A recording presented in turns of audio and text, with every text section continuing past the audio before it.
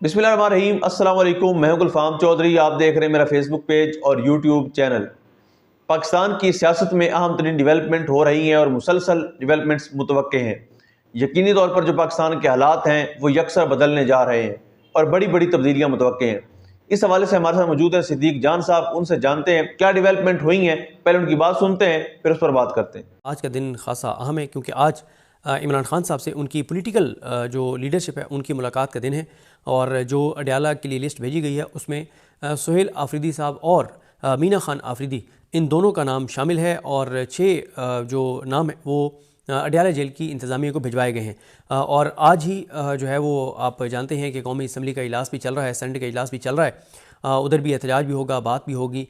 और आज ही इम्कान है कि तहरीक इंसाफ के MPs जो हैं वो KP से भी और पंजाब से भी, पंजाब का तो मेरी इतला है कि कंफर्म है कि अली हमजा साहिबा और मोइन कुरैशी साहब जो हैं वो ये प्लान करें, क्योंकि मोइन कुरैशी साहब का नाम उधर अडयाला वाली लिस्ट में भी है कि आज तहरीक इंसाफ के MPs जो हैं वो इमरान खान साहब का केस लगवाने के लिए, अलकादर केस लगवाने के लिए इस्लामाबाद हाई कोर्ट जाएँ।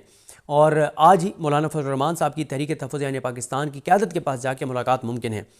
तो आज का दिन खासा अहम होने वाला है। काफ़ी चीज़ें होंगी। अडयाला के बाहर भी अगर मुलाकात हो जाती है तो भी, सुहेल आफरीदी की मुलाकात नहीं होती तो भी ये एक बड़ी खबर होती है, होगी। और अगर हो जाती है तो फिर तो बहुत ही बड़ी होगी। और अल्लामा राजा नासिर अब्बास साहब वगैरह की मौलाना साहब के साथ मुलाकात से भी कोई बड़ा ऐलान आ सकता है। चीज़ें बहुत तेज़ी से बदल रही हैं।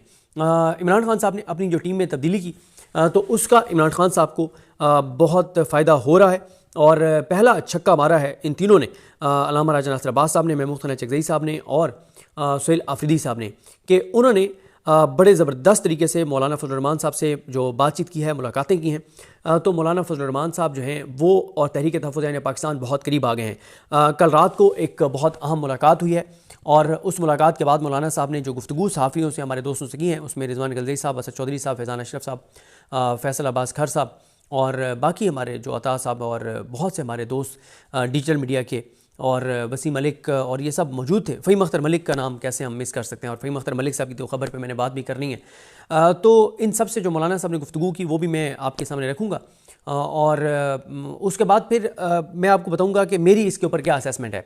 देखें, एक बात, अगर जब 26वीं आईनी तरमीम का मामला था तो आपको याद होगा कि एक बात हम बार बार उस वक्त भी कहते रहे कि अगर मौलाना फजल रहमान साहब जो हैं वो अड़ जाएँ, डट जाएँ, लड़ जाएँ तो हुकूमत 26वीं आईनी तरमीम किसी सूरत नहीं कर सकती।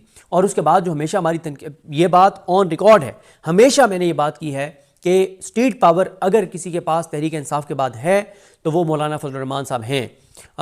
ओवरऑल मतलब क्योंकि वैसे तो स्टेट पावर तहरीक लब्बैक के पास भी डेफिनेटली है, और जितना उन्होंने पंजाब के अंदर वोट बैंक, उनका वोट बैंक है वो तीसरे नंबर की वोट बैंक में जमात है।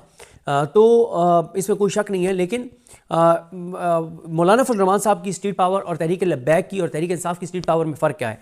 देखिए, अगर मौलाना फजल रहमान साहब की स्टेट पावर आती है बाहर तो उसके ऊपर किसी सूरत भी गोली नहीं चल सकती, ये बात तय है। तहरीक इंसाफ 26 नवंबर को गोली चली, तहरीक लब्बैक सानिया मुरीद के 13 अक्टूबर गोली चली, लेकिन मौलाना फजल रहमान साहब की जो स्टेट पावर है उसके ऊपर गोली किसी सूरत नहीं चल सकती। इससे ज़्यादा मैं आगे इसकी वजूहात इसलिए बयान नहीं कर सकता या करना चाहता कि उसको फिर लिया जाएगा कि मैं बहुत कोई खौफनाक बात कर रहा हूँ। जिन लोगों की इसके ऊपर स्टडी है कि मौलाना साहब की जो फॉलोइंग है, उनके जो लोग हैं, उनके माइंडसेट में और तहरीक लब्बैक के माइंडसेट में और तहरीक इंसाफ के माइंडसेट में, उनके वर्कर्स के माइंडसेट में क्या ऐसा बड़ा फ़र्क है जिस वजह से मौलाना फजल रहमान साहब के लोगों पे किसी सूरत गोली नहीं चल सकती। तो इसलिए मौलाना फजल रहमान अगर तहरीक इंसाफ के साथ आते हैं तो मैं आज भी ये समझता हूँ कि इस निज़ाम का धड़न तख्ता कन्फर्म समझें। अगर आज मौलाना फजल रहमान और तहरीक इंसाफ ये ऐलान कर दें कि हम नवंबर की फ़लाँ तारीख को इस्लामाबाद आ रहे हैं, तो फिर इस हुकूमत का बचना बहुत ही ज़्यादा मुश्किल होगा, बहुत ही ज़्यादा मुश्किल होगा।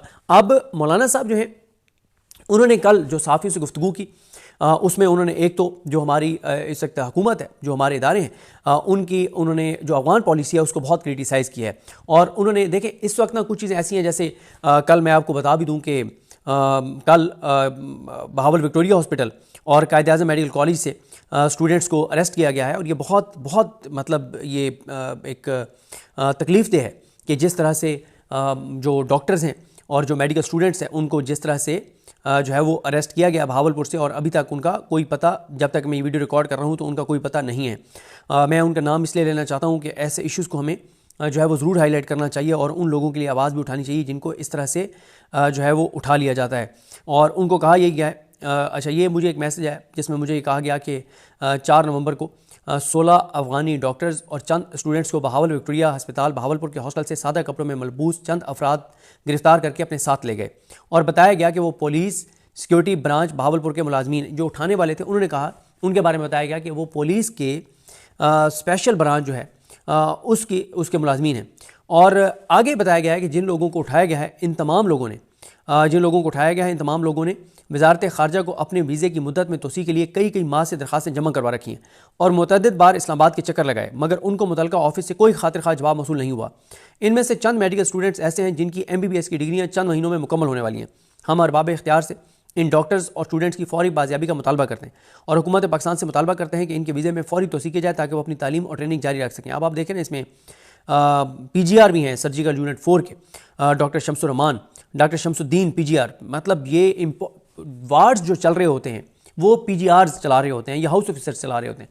और ज़ाहिर है PGR जो हैं उनका बड़ा रोल होता है, जो FCPS कर रहे होते हैं, जो ट्रेनिंग कर रहे होते हैं, ये क्योंकि ये स्पेशलाइजेशन कर रहे होते हैं तो ये उस शोबे के स्पेशलाइज्ड डॉक्टर होते हैं। और हाउस ऑफिसर तो ज़ाहिर है 3 माह की रोटेशन पे आता है, 6 माह की रोटेशन पे आता है, नो डाउट हाउस ऑफिसर भी बहुत मेहनत कर रहे होते हैं। लेकिन अगर आप किसी भी हॉस्पिटल के किसी भी वार्ड की रीढ़ की हड्डी कहें तो मेरा ख्याल है कि वो PGRs जो हैं वो हैं। तो इसी तरह से doctor Shamsuddin PGR medical unit 2, doctor Abdullah PGR neuro surgery, doctor Mohammad Jalil PGR surgical unit 4। अब ये तमाम इंपॉर्टेंट वार्ड्स हैं जहाँ पे एक डॉक्टर कम से कम 40-50 पेशेंट्स को ट्रीट कर रहा होता है, जो 8-8, 10-10 घंटे की ड्यूटी कर रहा होता है, जो आउटडोर में 100 मरीज देख रहा होता है। Doctor Sibgatullah PGR surgical unit 3, doctor Matiullah PGR cardiology, doctor Jalil PGR pulmonology, doctor Sharkullah PGR radiology, doctor Shamshad PGR ये पीड्स के हैं, डॉक्टर तसल एग्जैक्ट मुझे नाम उनका नहीं पता, TASAL लिखा हुआ है PGR है pulmonology, doctor Abdul Qadir PGR हैं यूरोलॉजी के। और जो स्टूडेंट्स हैं उनके फाइनल ईयर के डॉक्टर यूसुफ शाह हैं, डॉक्टर समीउल्लाह सेकेंड ईयर के हैं, doctor Abdul Rahman first year MBBS के हैं, डॉक्टर सुलेमान 4th ईयर के हैं, डॉक्टर नसीबुल्लाह 2nd ईयर के हैं। तो बहरहाल ये एक मैसेज था, तो मैंने कहा मैं आप इनके नाम ज़रूर जो है वो हाईलाइट कर दूँ। अच्छा, फिर मौलाना फजल रहमान साहब ने यहाँ तक कहा, उन्होंने कहा कि पाकिस्तान ने कहा कि ईरान की साइड पे कोई ऐसे दहशतगर्द हैं जिनको हमने निशाना बनाना है, आपने यहाँ से मिसाइल दागे, ईरान ने वापस दागे, या पता नहीं पहले ईरान ने कुछ किया और फिर हमने वापस रिएक्ट किया, लेकिन उसके बाद क्या हुआ, बातचीत के जरिए आपने मामला हल कर लिए। तो उन्होंने कहा अफगानिस्तान भी ब्रदर इस्लामी मुल्क है, यहाँ पे आप क्यों यकतरफा तौर पे, मौलाना साहब ये समझते हैं कि हम यकतरफा तौर पे जंग छेड़ रहे हैं। मौलाना साहब ने एक टर्म यूज़ की, मैं इंतज़ार में हूँ कि वो वीडियो आ जाए, तो वो भी बहुत ख़तरनाक है कि उन्होंने कहा कि आप सिर्फ सोशल मीडिया पर जंगें जीत रहे हैं। मौलाना फजल रहमान ने ये कहा है और ये चीज़ें ज़ाहिर है इनको बहुत सख्त एक उसके तौर पर लिया जाता है। फिर मौलाना साहब ने गज़ा में फ़ौज भेजने के हवाले से भी तनकीद किया। उन्होंने कहा तुर्की, जी बिल्कुल, जिस तरह से आपने सिद्दीक जान साहब को सुना कि आइंदा आने वाला जो हफ्ता है, ये चंद दिन है, ये पाकिस्तान की सियासत में कितने अहम हैं और इसमें जो पाकिस्तान की सियासत है उसमें कितनी बड़ी तब्दीलियां मुतवक्के हैं। अल्लाह पाक वतन अजीज़ का हामी और नासिर हो। पाकिस्तान जिंदाबाद।